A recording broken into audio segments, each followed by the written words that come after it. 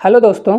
तो आपका स्वागत है दीपक क्लासेस में। आज हम आरआरबी रेलवे सुरक्षा बल आरपीएफ परीक्षा 2019 के एसआई के प्रीवियस ईयर पेपर का एनालिसिस करेंगे, जो यह 11/1/2019 के सेकंड शिफ्ट का आया हुआ पेपर है। आज इसमें हम 1 से 25 तक क्वेश्चनों का एनालिसिस करेंगे, जो हमारा ये पार्ट नंबर ए होगा, और बचे हुए शेष 25 क्वेश्चन को पार्ट बी में हम कवर कराएंगे। तो अगर इस चैनल पर आप पहली बार हैं तो चैनल को सब्सक्राइब जरूर करें, और अगर आप इसको कर लेते हैं तो आपको इसमें 25 में 25 पाने की पूरी गारंटी हो जाएगी। तो चलिए वीडियो को हम स्टार्ट करते हैं। आज का हमारा फर्स्ट क्वेश्चन है, निम्नलिखित में से किस उपकरण द्वारा उच्च चुंबकीय क्षेत्र उत्पन्न करने के लिए उनमें से सोलेनाइड और टोराइड के संयोजक का उपयोग किया जाता है। इसका हमारा राइट आंसर होगा ऑप्शन बी, सिक्रोट्रॉन। इससे जुड़े कुछ महत्वपूर्ण पॉइंट देखिए दिया गया है। सिक्रोट्रॉन एक बड़ा उपकरण है जिसके द्वारा उच्च चुंबकीय क्षेत्र उत्पन्न करने के लिए उसमें सोलेनाइड और टोराइड के संयोजक का उपयोग किया जाता है। अगले क्वेश्चन की ओर हम बढ़ें।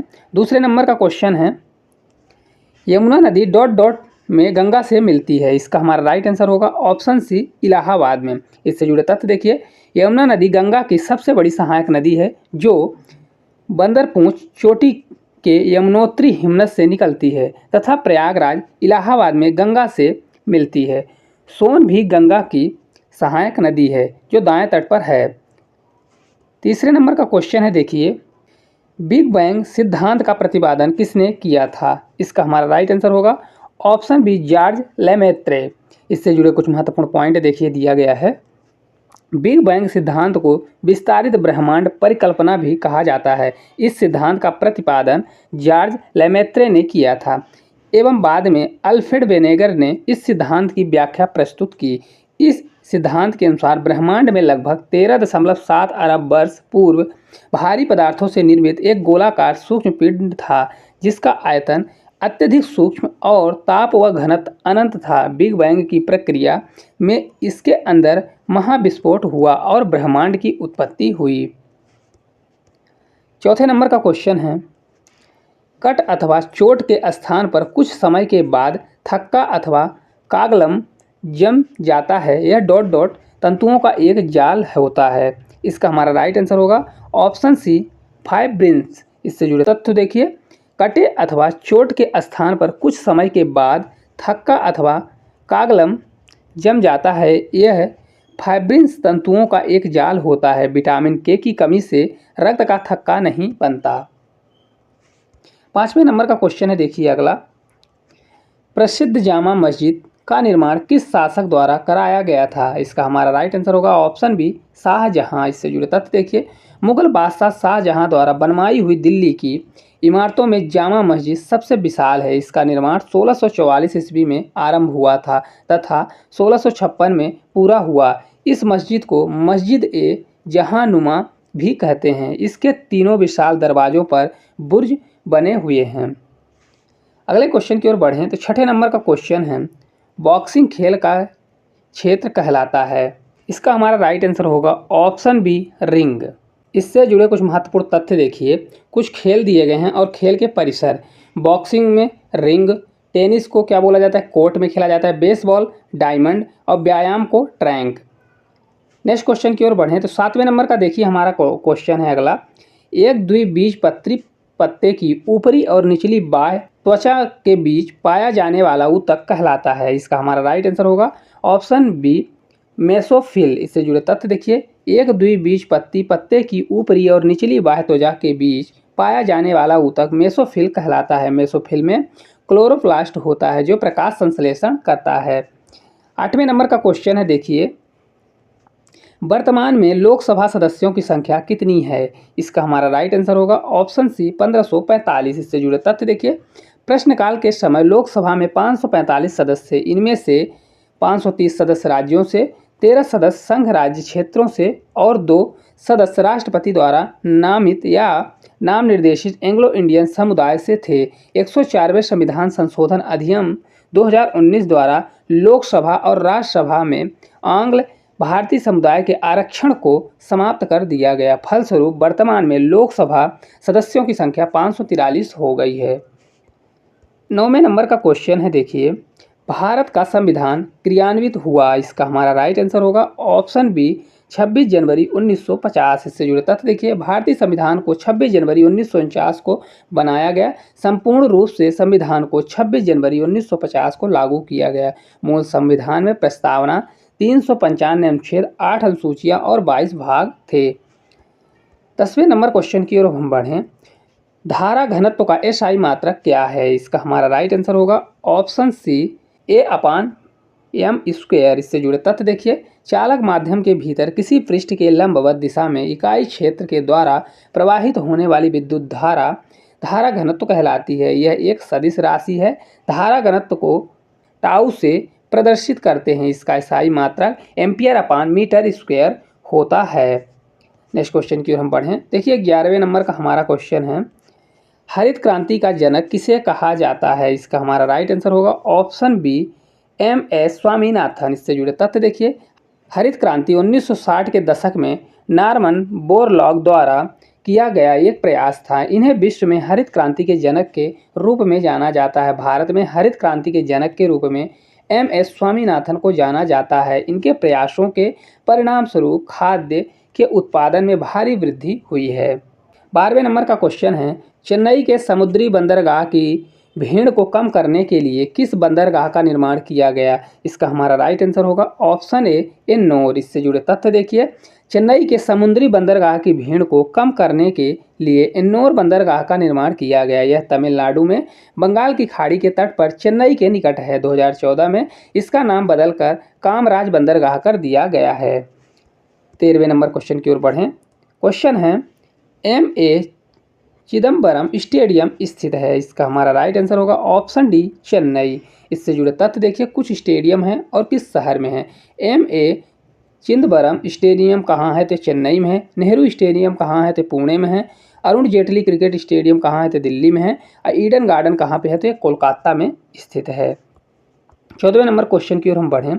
क्वेश्चन है, भारत का सबसे नया निर्मित राज्य कौन सा है? इसका हमारा राइट आंसर होगा ऑप्शन ए, तेलंगाना। इससे जुड़े तथ्य देखिए, तेलंगाना का गठन 2 जून 2014 को आंध्र प्रदेश से पृथक करके किया गया था।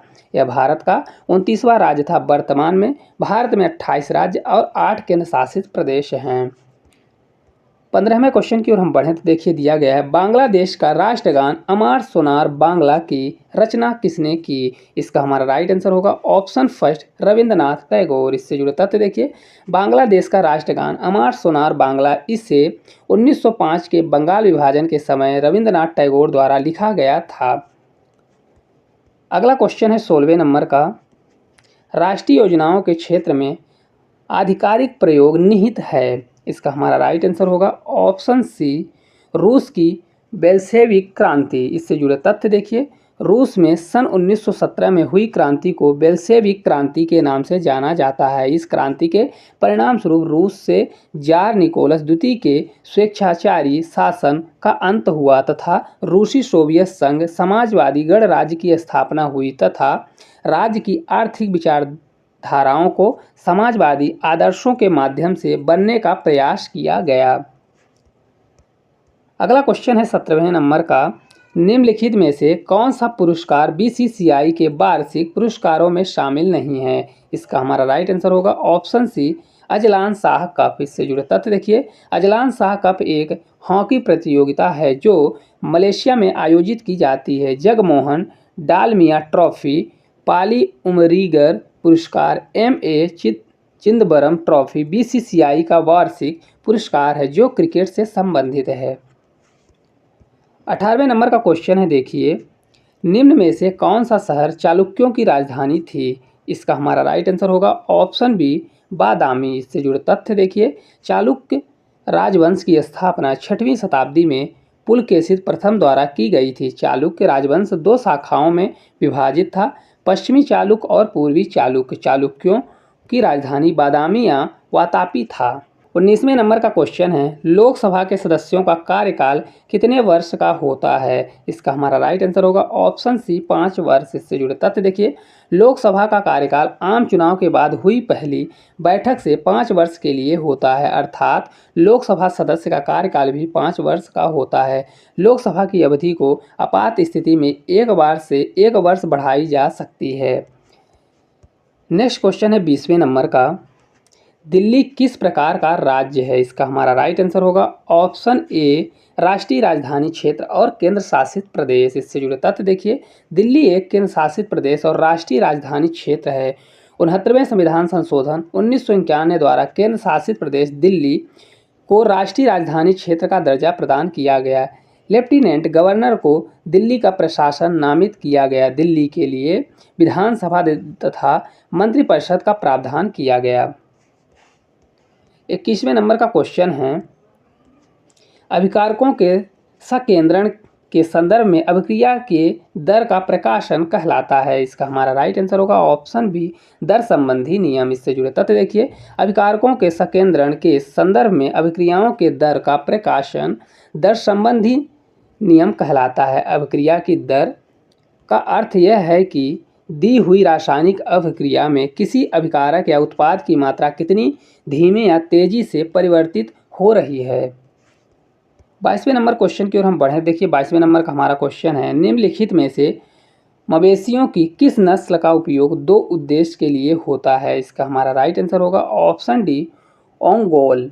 इससे जुड़े तथ्य देखिए, ओंगोल गाय की एक नस्ल है, ये आंध्र प्रदेश में पाई जाती है। इसका उपयोग भार वाहन और दूध दोनों के लिए किया जाता है।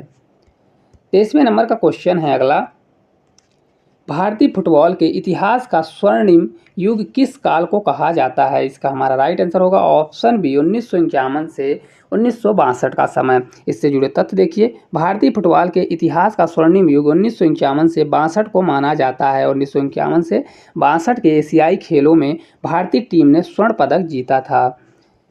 24वें नंबर का अगला क्वेश्चन है, किस भारतीय राज्य में सूती वस्त्र मिलों की संख्या सबसे अधिक है? इसका हमारा राइट आंसर होगा ऑप्शन सी महाराष्ट्र। इससे जुड़े तथ्य देखिए, भारत कपास का विश्व में सबसे बड़ा उत्पादक देश है। महाराष्ट्र में सूती वस्त्र मिलों की सबसे अधिक संख्या है। भारत विश्व के कुल कपास का लगभग 30% उत्पादन करता है। महाराष्ट्र को कॉटन पॉलिश ऑफ इंडिया भी कहा जाता है। 25वें नंबर का क्वेश्चन है, जो आज का हमारा आखिरी क्वेश्चन है, प्रसिद्ध कढ़ाई की कला गोटा का संबंध डॉट डॉट राज्य से है। इसका हमारा राइट आंसर होगा ऑप्शन बी राजस्थान। इससे जुड़े तथ्य देखिए, गोटा राजस्थान की कढ़ाई की कला है। गोटे का काम मुख्य रूप से जयपुर में होता है। दोस्तों, इस प्रकार हमने इसमें 1 से 25 क्वेश्चनों तक का एनालिसिस किया, जो हमारा ये पार्ट नंबर ए था। ये वीडियो आपको कैसी लगी? अगर आपको अच्छी लगी तो वीडियो को लाइक और चैनल को सब्सक्राइब जरूर करें, और साथ ही कमेंट करें कि आपका स्कोर आज के टोटल 25 क्वेश्चनों में से कितना था। Thank you.